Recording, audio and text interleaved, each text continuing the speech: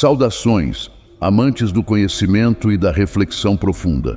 Sejam bem-vindos ao Caminho Milenar, canal de discernimento e sabedoria, onde o passado e o presente se entrelaçam para iluminar o percurso rumo ao entendimento.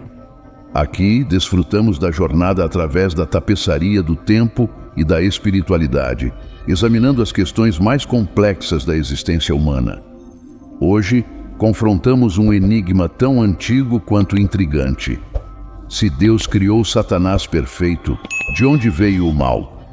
Mergulharemos nas profundezas teológicas, filosóficas e metafísicas para desvendar esse mistério, explorando a natureza do livre-arbítrio, a complexidade da perfeição e a origem da corrupção intrínseca. Preparem-se para desbravar conosco este tópico, com o coração aberto e a mente aguçada, em busca de uma compreensão mais profunda dessa dicotomia fundamental. Vamos juntos desvendar os segredos do mal, sua proveniência e as implicações de sua existência em um mundo criado por uma divindade perfeita. Junte-se a nós nessa jornada no caminho milenar. Se Satanás foi uma criação perfeita por Deus, como é que ele manifestou o mal? Como o mal surgiu em um mundo feito por um Deus imaculado? E qual foi o momento em que Satanás plantou a primeira semente da maldade? Conforme narrado no Evangelho de João, no princípio era o Verbo, e o Verbo estava com Deus, e o Verbo era Deus. Ele estava no princípio com Deus. Todas as coisas foram feitas por ele, e sem ele, nada do que foi feito se fez. Neste cenário, nada veio à existência sem a participação de Deus, sugerindo que tudo o que foi criado, incluindo Lúcifer, que viria a se tornar Satanás, era originalmente impecável. Nós então nos deparamos com o mistério de como o defeito e a degradação se infiltraram na humanidade e até em certos anjos. A transição de Satanás para a maldade é um evento de extraordinária envergadura. A fim de compreender esse fenômeno, recorremos à descrição bíblica proferida pelo profeta Isaías, que detalha a queda do anjo, que antes era exaltado nos céus, mas que almejou se elevar acima de todas as coisas sagradas. Uma ambição que precipitou sua queda no abismo. Numa linguagem poética, Isaías fala do declínio da estrela da manhã, outrora resplandecente em seu lugar celestial, e seu subsequente foi expulso para as profundezas. Este relato é complementado por Ezequiel, que revela não só o estado prístino de Satanás, mas também sua condenação e seu destino para as profundezas do abismo, devido à rebelião e à soberba que o consumiu.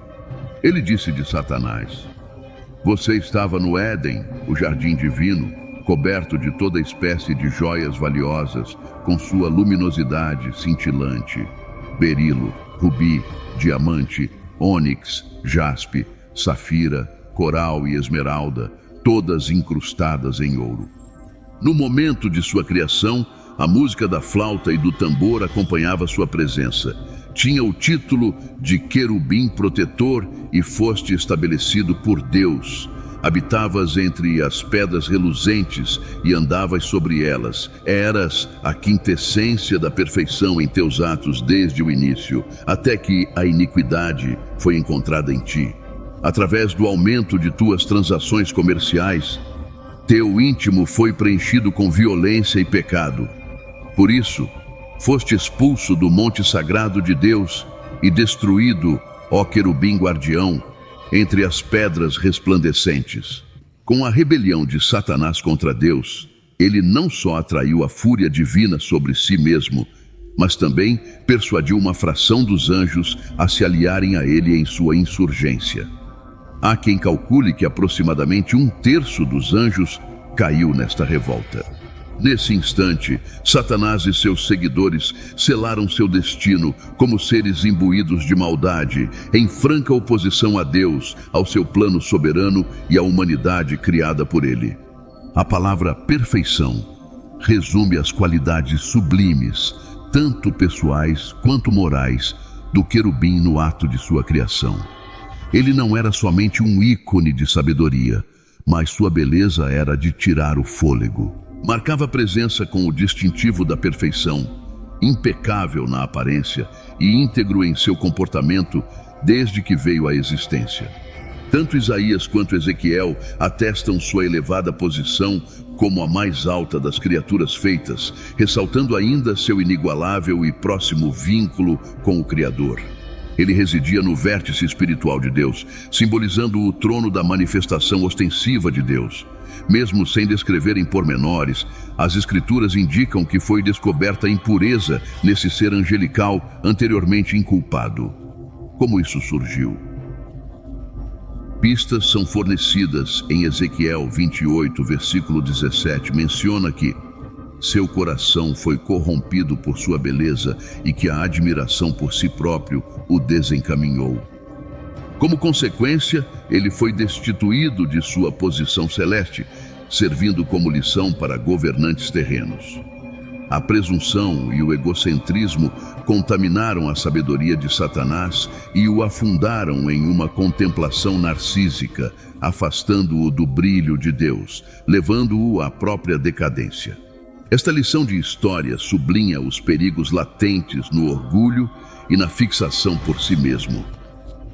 Em um episódio no Evangelho de Lucas, Jesus observa a queda de Satanás, comparável à rapidez de um clarão. Ele menciona isso respondendo a discípulos que voltavam eufóricos de uma missão evangelizadora, impressionados com o poder que tinham sobre os espíritos malignos ao usarem o nome de Jesus. Subentende-se que, tal como o orgulho precedeu a queda de Lúcifer, o mesmo poderia ocorrer a qualquer um que se exaltasse excessivamente. Portanto, os discípulos deveriam manter a humildade mesmo em face de grandes feitos. Devido à sua conduta rebelde, Deus retirou Satanás de sua posição elevada, expulsando-o do seu reino celestial, e ele foi relegado à terra após o seu ato de rebeldia inicial. Está destinado a ele um castigo eterno de fogo, como descrito em Mateus 25, versículo 41. Mesmo tendo sido moldado perfeitamente na criação, o mal se originou em Satanás ao nutrir sentimentos de soberba e prepotência. Esta indulgência transformou sua existência, outrora íntegra e deslumbrante, em um estado marcado pelo erro e pelas imperfeições. Foram os atos de arrogância que motivaram Satanás a desafiar e conspirar contra Deus. Primeiro, ele ambicionava ascender aos céus, apesar de já desfrutar da proximidade com Deus. Satanás ansiava pelo trono máximo. Segundo, pretendia exaltar o próprio trono acima da Assembleia Angelical, simbolizada pelas estrelas de Deus, buscando exercer uma autoridade suprema entre os seres celestes. Terceiro, almejava dominar no Monte Sagrado, mirando o comando supremo em todos os domínios. Quarto, a tentativa de equiparar-se ao Altíssimo, numa demonstração extrema de egocentrismo e revolta, refletindo sua intenção temerária de alcançar a paridade com o próprio Deus. Essa série de rebeliões infladas pelo orgulho transformou radicalmente a natureza de Satanás, de um estado imaculado para a corrupção plena. A pureza que ele detinha de seu Criador foi substituída pela degeneração. Os detalhes precisos do momento da queda de Satanás não são especificados abertamente nas Escrituras. Contudo, indícios bíblicos nos permitem estimar que tal evento aconteceu após a fundação do mundo e antes da tentação de Adão e Eva, já que sua caída precedeu o incidente relatado em Gênesis. Satanás não só caiu, mas também conseguiu persuadir outros anjos a se juntarem a ele, culminando em uma depravação irrevogável. Sucumbindo à sedução, eles irreversivelmente trilharam um caminho de perdição, selando seu destino em uma realidade marcada por transgressão e ruína. A narrativa apocalíptica no livro da Revelação, precisamente no capítulo 12, versículo 4, desenha uma alegoria na qual uma fração dos astros celestes, uma metáfora para os anjos, é derrubada pela fúria do dragão, representação de Satanás em sua rebeldia para obstruir os desígnios divinos. Fundamental é o reconhecimento de que as Escrituras, ao mesmo tempo que catalogam a gênese e perpetuação do maligno, Também configuram o Criador como entidade de inabalável justiça e sublime perfeição em todos os seus atos. Contrariando a equivocada percepção de que Deus possa, de alguma forma, endossar o erro, o texto de Tiago, no 1º capítulo, versículo 13, esclarece firmemente: ninguém, ao ser tentado, declare que é tentado por Deus, pois Deus não é passível de tentações malignas e Ele mesmo a ninguém tenta. A origem da tentação jaz em nossa vulnerabilidade intrínseca. Deus está acima do mal e não induz à tentação. Satanás, transbordando beleza, sucumbiu ao orgulho, culminando em sua exclusão da glória divina. Foi o orgulho e a supervalorização de si que corromperam seu ser. Ainda dominado por essa mesma arrogância, ele anseia por tomar para si a honra devida somente a Deus. A compreensão do orgulho desmedido de Satanás atua como advertência, incentivando o resguardo contra tal sentimento em nossos seres, enquanto a influência renovadora do Espírito Santo nos guia em rumo oposto a tal vaidade. Agradeço a todos pela participação e pelas valiosas contribuições durante nossa análise. Suas expectativas e reflexões enriqueceram nossa discussão de maneiras significativas. Lembre-se de que a jornada de exploração das Escrituras é contínua e convido cada um de vocês a se manterem conectados conosco.